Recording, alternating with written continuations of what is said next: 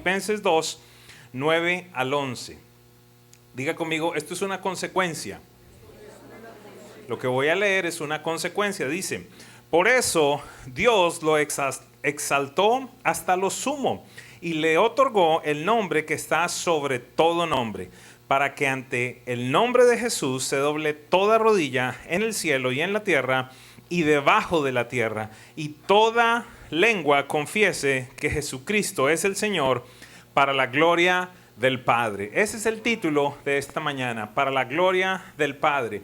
Y es el cierre de esta sesión, de esta serie de Somos Adoradores. Y acá estamos hablando, como se lo mencioné anteriormente, de una consecuencia.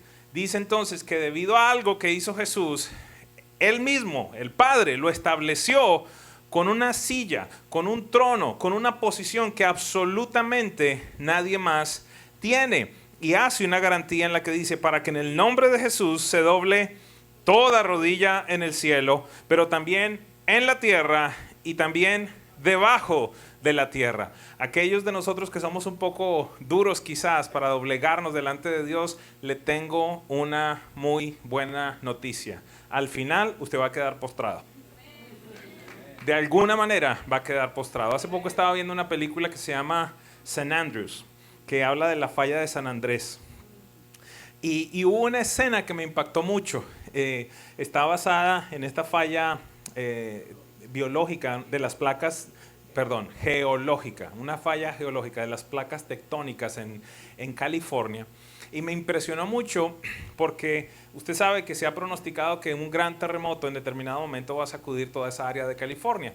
Y la película tiene como fundamento eso. Llega el día de ese gran terremoto. Y la escena que me impactó es que en el momento en el que empieza a temblar, la primera reacción de absolutamente toda la gente, ¿sabe cuál es? Arrodillarse. Llegará el día en el que Jesús simplemente cuando ponga su pie, el planeta entero. O cuando Él abra su boca, todo se va a estremecer. Y lo único que el ser humano va a poder hacer, sea lo que sea, se haya proclamado agnóstico, ateo, nueva era, lo que sea, ese día va a reconocer que hay un solo nombre que es dado a los hombres, en el cual toda rodilla se va a doblar en los cielos, en la tierra y debajo de la tierra. Créame, va a suceder. Entonces, quiero dejarles saber, este es uno de mis pasajes preferidos en toda la Biblia, porque nos habla del por qué hacemos lo que hacemos. Algunos quizás vienen y dicen, bueno, no sé, al principio pues lo que toca allí es cantar, toca cerrar los ojos, es lo apropiado. En algunos casos nos mandan levantar las manos. Parece que esa es la costumbre, esa es la tradición, eso es lo que toca hacer. Pero el día de hoy yo quiero de alguna manera comunicarles por qué hacemos lo que hacemos, por qué adoramos a Jesús, por qué doblamos nuestras rodillas delante de Él, por qué en el nombre de Jesús las personas son sanas, por qué en el nombre de Jesús las personas son libres, por qué con ese nombre somos salvos, pasamos de muerte eterna a vida eterna. Nos debería interesar muchísimo tan solo comprender la dimensión del nombre de Jesús. Y en esta carta a los Filipenses nos habla de la consecuencia de ciertas decisiones de Jesús que lo llevaron a ser establecido muy por encima de toda autoridad, de todo señorío y de todo dominio. Así que vamos un par de versículos atrás para que comprendamos cuáles fueron las decisiones que tomó Jesús. Escúcheme, decisiones que tomó Jesús que trajo como consecuencia esta proclama de parte del Padre Celestial. Entonces, acompáñenme ahora a Filipenses 2 y vamos a estar leyendo del verso 5 hasta el verso 8. Todo adorador y realmente todo hijo de Dios debería abrazar esta escritura. Dice lo siguiente en la Nueva Versión Internacional: la actitud de ustedes debe ser como la de Cristo Jesús, quien siendo por naturaleza Dios, diga conmigo, era Dios, es Dios y seguirá siendo Dios. Entonces dice allí, quien siendo por naturaleza Dios, no consideró el ser igual a Dios como algo a que aferrarse. Por el contrario, se rebajó, diga conmigo, voluntariamente. Esta no fue una orden del Padre. Voluntariamente Jesús en el cielo dijo, Padre, yo voy. Padre, yo decido. ¿Qué fue lo que él decidió? Dice, por el contrario, se rebajó voluntariamente, tomando la naturaleza de siervo y haciéndose semejante a los seres humanos. Y al manifestarse como hombre, esto yo creo que todavía no lo comprendemos nosotros. Dios se hizo hombre.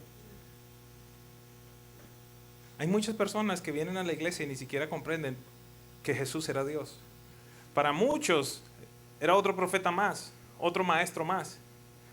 ¿Cuál es la gran diferencia que hay entre lo que tú crees y cualquier otro sistema religioso? Que estamos hablando que nuestro Dios se encarnó, se hizo como tú, se hizo como yo, para que pudiéramos experimentar su amor de una manera evidente, para que pudiéramos tener esa cercanía. Y aquí dice, y haciéndose semejante a los seres humanos, y al manifestarse como hombre, se humilló a sí mismo. ¿Qué quiero que entendamos con esto? Que mire, el primer paso simplemente es rebajarse de esa condición de Dios, porque aquí nos dice, Él era Dios. Y el simple hecho de tomar la decisión de bajar a la tierra ya era suficiente humillación. El que había creado todas las cosas, ahora se estaba volviendo como una criatura. Tuvo que ser concebido, tuvo que ser criado, tuvo que ser seguramente corregido en ciertas áreas. Experimentó el hambre, experimentó la sed, experimentó el dolor, experimentó el abandono, experimentó el rechazo. Algo que Dios nunca había experimentado. Pero en un día, en el cielo, Jesús dijo, yo voy. Pero estando en esa condición, que ya de por demás era bastante baja, dice que no le bastó eso. Dice, al manifestarse como hombre, se humilló a sí mismo y se hizo obediente hasta la muerte y muerte de cruz. Quiero compartir con ustedes hoy 4 pequeños puntos que están en esta escritura para que comprendamos quizás el día de hoy, como nunca antes, por qué razón nosotros adoramos a Jesús. Punto número 1. Dice allí lo siguiente. Regreso por un momento al versículo. La actitud que ustedes la actitud de ustedes, voy de nuevo. La actitud de ustedes debe ser como la de Cristo Jesús, quien siendo por naturaleza Dios. Diga conmigo, Dios. ¿Qué es lo primero que necesitamos entender? Vamos a hacer énfasis en esto. Jesús es Dios. ¿Qué dice Juan 1:1 respecto a Jesús? Dice, en el principio ya existía el verbo con V mayúscula, la palabra, está hablando de Jesucristo. En el principio ya existía. ¿A qué conclusión podemos llegar? Si estamos diciendo que antes de que empezaran todas las cosas ya existía, ¿qué significa eso? Diga conmigo, es eterno. Y el ser eterno lo clasifica y lo pone como Dios. Dice allí entonces, en el principio ya existía el verbo y el verbo estaba con Dios y el verbo era Dios. De nuevo, no estamos hablando de un ángel, no estamos hablando de un gran ser humano, no estamos hablando de un filósofo, de un pensador, de un profeta, de un apóstol, estamos hablando de Dios. Juan 17, 4 y 5, una charla espectacular. Este quizás es mi capítulo preferido de la Biblia. Una charla de Jesús con el Padre cuando ya está finalizando toda la obra que Él estaba supuesto a hacer aquí en la tierra. Entonces empieza una conversación impresionante. Y en el versículo 4 y 5, Jesús le dice al Padre, yo te he glorificado en la tierra y he llevado a cabo la obra que me encomendaste. Le está diciendo, aquello que hablamos allá en el cielo, cuando tú dijiste y pensaste, ¿cómo yo me reconcilio con la humanidad? ¿Cómo me reconecto con ellos? ¿Qué puedo hacer? ¿Qué puedo hacer si lo que se requiere es que haya un sacrificio que los permita, que los ponga, que los establezca como reconciliados conmigo? Ya estoy harto de que maten corderos, ya estoy harto de que presenten ofrendas y saliendo de allí vuelven a pecar. Necesito que haya alguien que no peque, que sea perfecto, que sea tentado en todas las cosas, mas no peque, que muera para entonces satisfacer esa diferencia que tengo con la humanidad. Y Jesús dice aquí, he terminado esa obra que tú me diste que hiciera. Dice en Juan 17, 4 y 5. Yo te he glorificado en la tierra y he llevado a cabo la obra que me encomendaste. Versículo 5, para que comprendamos que Él era Dios. Y ahora, Padre, glorifícame en tu presencia con la gloria que tuve contigo antes de que el mundo existiera.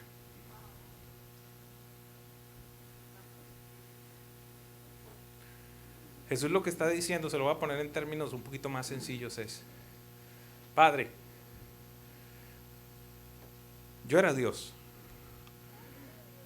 pero no tuve eso como algo a que aferrarme, sino que yo tomé la decisión de cumplir la obra que tú me dijiste que tendría que hacer. Ya terminé con eso. Ahora llegó el momento en el que sí necesito ser restablecido a la posición que he tenido contigo desde antes que todo esto existiera.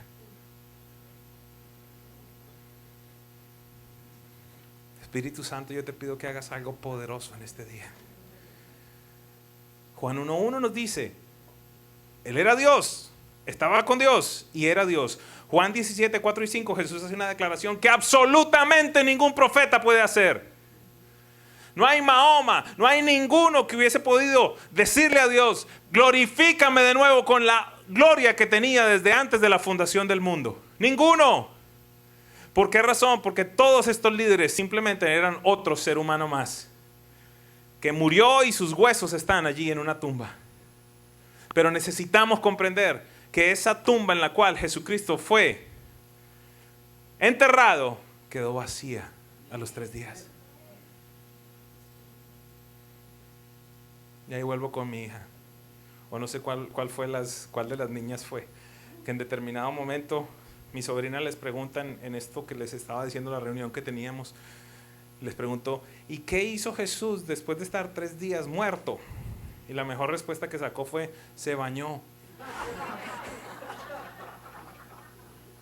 Se me olvidó el pedacito de la resurrección. Dijo, se bañó, porque imagínate, 3 días muerto, seguro que necesitaba un baño. Él resucitó. Punto número 2. Dice, se hizo hombre, se hizo siervo. Mire lo que dice Mateo 20:28. Así como el Hijo del Hombre no vino para que le sirvan, sino para servir y para dar su vida en rescate por muchos. Amados, pongamos esto como tiene que ser.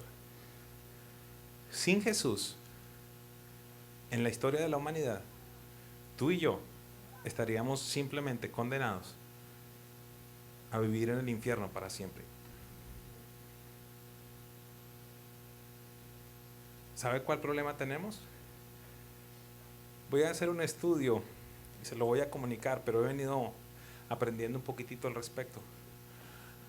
Una de las dudas, 2 de las dudas más grandes que tienen los cristianos es, número 1, la identidad de Jesús como Dios, y número 2, la existencia del infierno.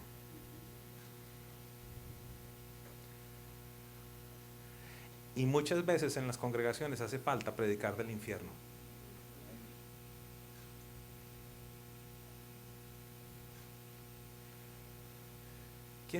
¿Quién aquí se ha quemado en determinado momento? ¿Tú te imaginas vivir una eternidad quemado? Pero más que eso, separado de Dios. Y por eso hay tantos y tantos cristianos que viven la vida relajados, porque no tienen conciencia de la eternidad. Voy a volver a poner este ejemplo que en determinado momento puse.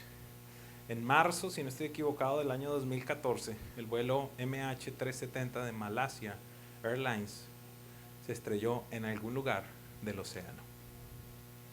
Este es un Boeing 777. No sé si usted viaja con frecuencia, yo viajo con frecuencia. Usted se para al lado de un monstruo de esos, porque no hay otra manera para describirlo. En algunos casos levantan 100, 150 toneladas de peso. 300 personas a bordo. Un monstruo. Gigantesco. Si a usted se le parece grande una tractomula, póngala al lado de un avión de esos. O como le dicen acá, una troca o una rastra. Gigantesco. Usted se ve como una pulga al lado de eso. Pues ese avión en el fondo del océano es como tu vida comparada con la eternidad. Así de grande es tu vida. Y el mar es tan inmenso como la eternidad. Y muchos de nosotros estamos más conscientes del avión que del mar. Deberíamos empezar a estar más conscientes de la eternidad. Porque esto es temporal. Entonces Jesús dice, yo me hice hombre y no vine aquí para que me sirvan, sino para servir y dar mi vida en rescate por muchos. ¿Cómo más se manifestó él como siervo? Usted lo puede ver fácilmente en Juan 13 al 15. Él, en este evento espectacular antes de su muerte, en el que se reúne con los discípulos y le empieza a lavar los pies, dice lo siguiente: ustedes me llaman maestro y señor y dicen bien. Pues si yo, el Señor y el maestro, les he lavado los pies, también ustedes deben lavarse los pies los unos a los otros. Les he puesto ejemplo para que hagan lo mismo que yo he hecho con ustedes. Sería interesante estudiar un poquitito de la historia y comprender que este es uno de los actos en los cuales Jesús se rebajó más en su humanidad.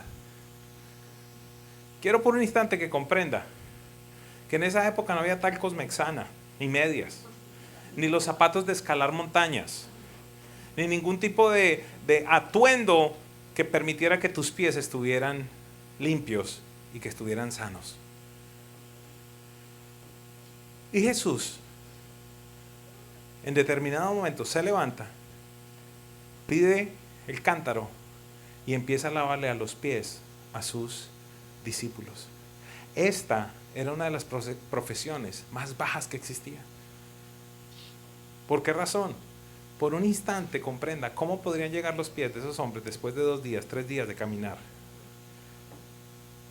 El polvo. Imagínese las uñas de Pedro. Una de las cosas que a veces yo me pongo a pensar es cómo se cortarían las uñas.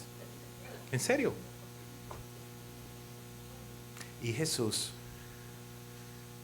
dice que Él se quita su manto otra vez.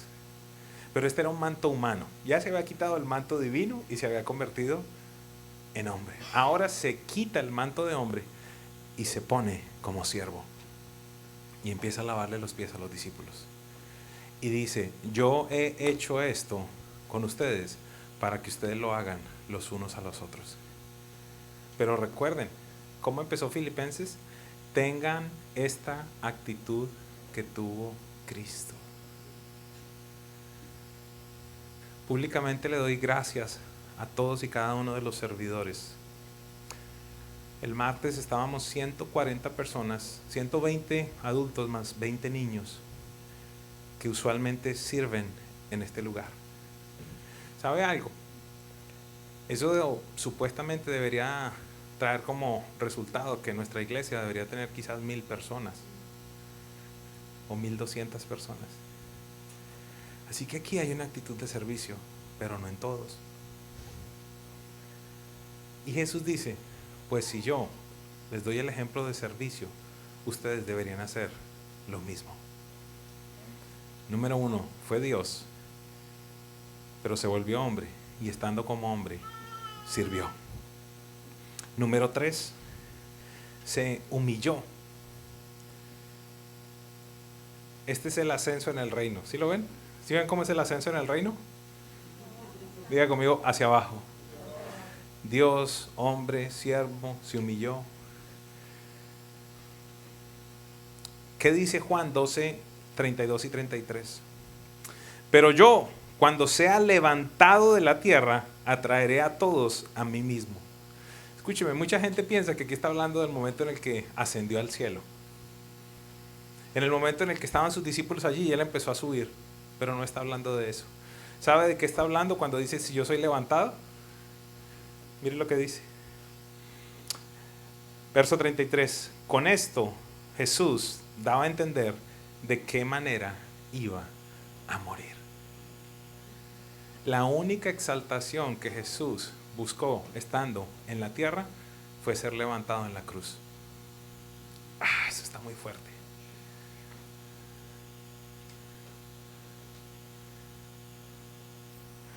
En el reino de los cielos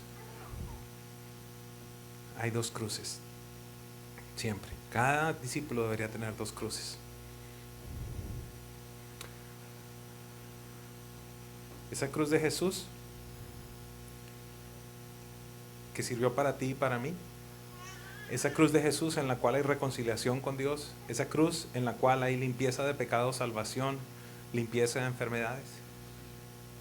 Pero debería existir otra cruz. Esa cruz, escúchame con atención, esa cruz es la que te lleva al cielo. ¿Me estoy haciendo entender? Pero hay una segunda cruz de la cual habló Jesús. Dice, si alguno quiere ser mi discípulo, tome su cruz cada día y sígame. Esa cruz es la que hace traer el cielo a la tierra nuevamente. ¿Me escucha? La primera te lleva al cielo. La segunda trae el cielo a la tierra una vez más. ¿Están listos para la siguiente pregunta? Número 1, ¿tienes cruz? Número 2, si la tienes, ¿estás en ella?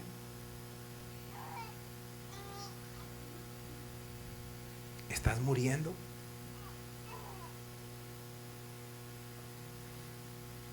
Estamos hablando de cómo y por qué y para qué exaltamos a Jesús. Es interesante lo que dice aquí. Pero yo, cuando sea levantado de la tierra, atraeré a todos a mí mismo. Con esto daba Jesús a entender de qué manera iba a morir. Se lo explico en Gálatas 3:13. Cristo nos rescató de la maldición de la ley al hacerse maldición por nosotros. Por eso estamos hablando que Él, estando en esa condición de hombre, se humilló. ¿Por qué razón? Porque mire lo que dice, mire lo que decía la ley. Maldito todo el que es colgado en un madero. Él se hizo maldición, Él se hizo pecado, Él se hizo apartar de Dios para que tú y yo no fuésemos maldición, para que tú y yo estuviésemos conectados nuevamente con Dios.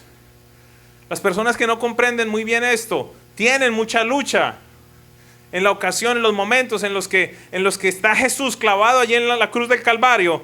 Y empiezan a decir, ¿por qué Dios lo abandonó en ese momento? Sean sinceros, ¿cuántos en determinado momento han pensado eso? Levanten la mano, ayúdeme. Y no se procesa correctamente. Como un Dios bueno, como un Dios hermoso, compasivo, grande en misericordia, como su Padre, eso me lo han dicho muchas veces gente que no creen en Jesús, como su Padre lo abandona en el momento más dramático de su vida. ¿Sabes por qué? Porque Dios no puede estar cerca del pecado.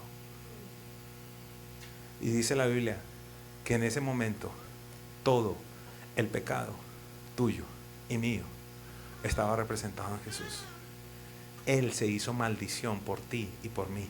Todas tus mentiras, toda tu pornografía, todas tus maldiciones, tus groserías, los celos, las envidias, lo que te ha robado, la gula, el chisme, el enojo, la prostitución, los abortos que cometiste, la homosexualidad, toda desviación pecaminosa, la brujería. Algunos están diciendo, ¿a qué tipo de iglesia estoy? ¿En dónde me metí? En una llena de seres humanos. Todo eso estaba puesto en Jesús en ese momento. Y al convertirse Él en pecado, Jesús se convirtió en pecado, ese fue el instante en el que el Padre tuvo que hacer esto. Y ese es el dolor más grande que experimentó Jesús. No la muerte, sino el haber perdido esa comunión. Por eso la oración: regrésame la gloria que tenía contigo antes de la fundación del mundo. Allí cuando dice en Génesis que hagamos, ¿por qué? Porque era un trabajo de los tres, siempre estuvieron juntos. Y en ese instante donde tu pecado y mi pecado y el pecado de cada uno de nosotros recayó sobre Jesús, el Padre no podía estar en comunión con Él. Y pienso yo que ese fue el dolor más grande. Esa copa de la que Jesús estaba hablando no era tan solo la cruz, era la separación de su Padre Celestial. Por eso lo adoramos, porque Él era Dios y no tenía necesidad de meterse en todo este lío. Quizás usted comprende por qué Juan 3:16 dice: porque de tal manera amó Dios al mundo. De tal manera amó Dios al mundo, que dio a su único Hijo, para que todo aquel que en Él crea no se pierda, sino tenga vida eterna. Entonces no le bastó simplemente el hacerse hombre, sino que se humilló y se hizo maldito por ti y por mí. Y punto número 4, Juan 10, 17 y 18.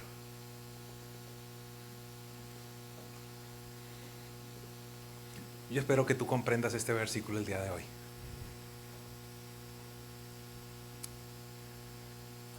Jesús era Dios, se convirtió en hombre, se humilló.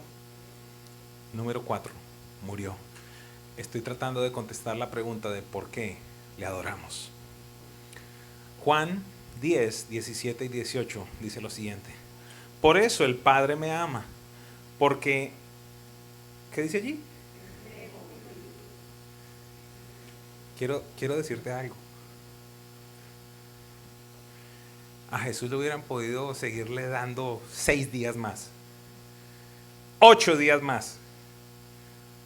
Voy a decir cualquier locura, estar su cuerpo sin sangre y continuar operando. ¿Cómo? No tengo ni idea. Pero aquí lo que nos deja saber fue que en determinado momento Él entregó su vida. Por eso en ese instante en el que está ahí en la cruz, Él dice: Padre, en tus manos encomiendo mi espíritu. Ahora me rindo y muero. Él tomó la decisión. Dice allí: por eso me ama el Padre, porque entrego mi vida para volver a recibirla. Él sabía.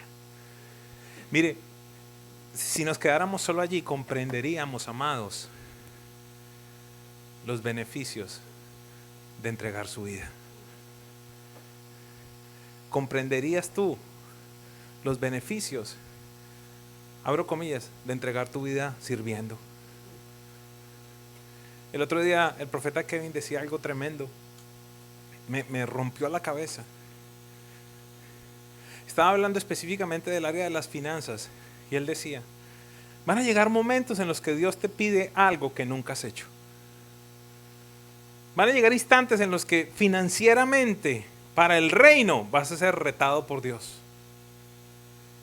Van a llegar momentos en los cuales te va a costar, porque tú dices: pero es que yo nunca he hecho esto. Mire, hay algunos de ustedes que nunca han experimentado esa sensación de dar algo al reino que lo conmueva. Te estoy hablando de este tipo de ofrendas que al mes todavía tú te acuerdas, que a los 6 meses todavía tú te acuerdas y tú dices: Dios mío. Pero quiero explicarte esto, porque no estoy hablando de finanzas, quiero explicarte el corazón de todo esto. Y él decía: El problema que tiene el ser humano en los instantes en los cuales Dios pide algo como eso, ¿sabes cuál es? Que no conocemos a Dios. Déjeme extenderlo. Al no conocer a Dios, al no conocer el corazón de nuestro Padre, tú piensas que estás entregando para nunca más volver a ver eso. ¿Me comprenden? Pero Jesús dice, yo conozco a mi Padre, yo sé quién es Él, voy a entregar mi vida porque yo conozco a mi Padre y yo sé que me la va a regresar. Escúchenme aquí, mírenme aquí. Y la gran duda que se genera en el corazón de muchas personas, en el momento en el que hay que servir, en el momento en el que hay que sacrificar, en el momento en el que toca dar pasos de fe que nunca antes has dado, es que si tú no conoces a tu Padre Celestial, tú piensas, estoy entregando esto y nunca más lo voy a volver a ver. ¿Tú piensas que Dios necesita tu dinero?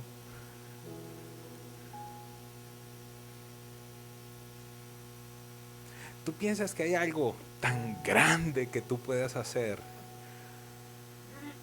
como para que Dios diga, wow, me tengo que sentar?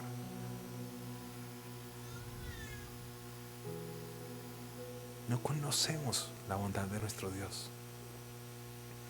Y Jesús por esa razón dice, por esto el Padre me ama, porque entrego mi vida para volver a recibirla.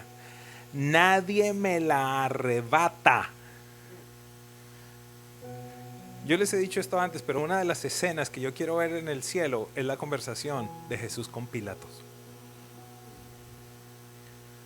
Cuando Pilato le dice, tú no sabes que tu vida está en mis manos.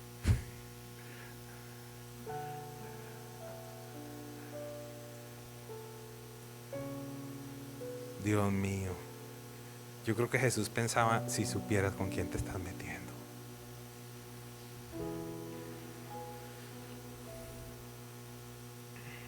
Nadie me la arrebata, sino que yo la entrego por mi propia voluntad. Escúchame, tengo la autoridad para entregarla y también la autoridad para volver a recibirla. Este es el mandamiento que recibí de mi Padre. Entonces Jesús exclamó con fuerza, Padre, en tus manos encomiendo mi espíritu. Y al decir esto, expiró.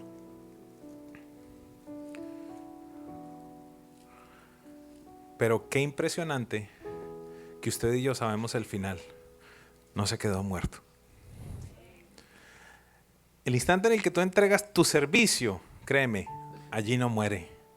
El instante en el que tú das esas 5 horas de servicio a la semana, 10 horas a la semana, no las has perdido. El instante en el que tú giras un cheque, no lo has perdido. Trust me. Si tú conoces el corazón de tu Padre, vas a comprender que como Él opera, es con el protocolo del reino. Que tú puedes, y no sé por qué razón estoy hablando del tema de las ofrendas, que tú puedes hacer el cheque más grande que tú hayas querido hacer. Y que el protocolo del reino, Salomón nos lo muestra con la visita de la reina de Saba. Esta mujer le trajo toneladas de oro, especias, perfumes. Dice la Biblia que nunca existieron perfumes en Jerusalén como los que trajo esta mujer. Y vino todo y se los entregó a Salomón. Pero hay algo que se llama protocolo del reino. ¿Sabes qué hizo Salomón? Dice la Biblia que Salomón le dio de regalo a ella muchas cosas mayores a las que ella le había traído, porque se hacía necesario demostrar quién era el rey más poderoso. Créeme, no hay cheque muy grande que tú puedas hacer, no hay sacrificio muy grande que tú puedas hacer en el cual no entre en actividad este protocolo del reino, en el cual Dios dice: te voy a demostrar a quién tú le estás dando, y te voy a mostrar cómo yo soy mucho más grande de lo que tú puedes pensar.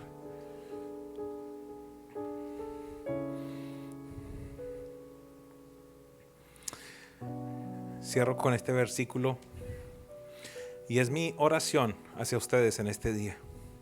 Efesios 1, 17 al 23 dice: pido que el Dios de nuestro Señor Jesucristo, el Padre glorioso,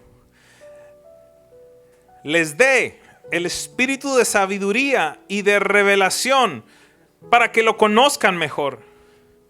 Pido también que les sean iluminados los ojos del corazón para que sepan a qué esperanza Él los ha llamado, cuál es la riqueza de su gloriosa herencia entre los santos y cuán incomparable es la grandeza de su poder a favor de los que creemos. Ese poder es la fuerza grandiosa y eficaz que Dios ejerció en Cristo cuando lo resucitó de los muertos y lo sentó a la derecha en regiones celestiales, muy por encima de todo gobierno y autoridad, poder y dominio y de cualquier otro nombre que se invoque, no solo en este mundo, sino también en el venidero. Dios sometió todas las cosas al dominio de Cristo y lo dio como cabeza de todo a la iglesia. Esta, que es su cuerpo, es la plenitud de aquel que lo llena todo por completo. ¿Por qué adoramos a Jesús? Te lo voy a poner de esta manera. Si la reacción del Padre hacia la obra de Jesús fue esta, ¿cuál es la reacción tuya hacia la obra de Jesús? De alguna manera tú y yo deberíamos seguir el ejemplo del Padre y decirlo: Señor, yo te pongo sobre todo poderío, sobre todo gobierno, sobre todo trono en mi vida. No va a haber nadie más grande que tú. Ni mis problemas van a ser más grandes que tú, ni mis dificultades van a ser más grandes que tú, ni las peleas que tengo van a ser más grandes que tú, ni las dificultades financieras van a ser más grandes que tú. Nadie ni ninguna cosa tendrá un trono más grande del que tú tienes, Jesús. ¿Por qué razón? Porque ese poder grandioso que operó en Cristo Jesús para resucitarlo, va a resucitar mis finanzas, va a resucitar mi matrimonio, va a resucitar mi esperanza, va a resucitar mi ministerio.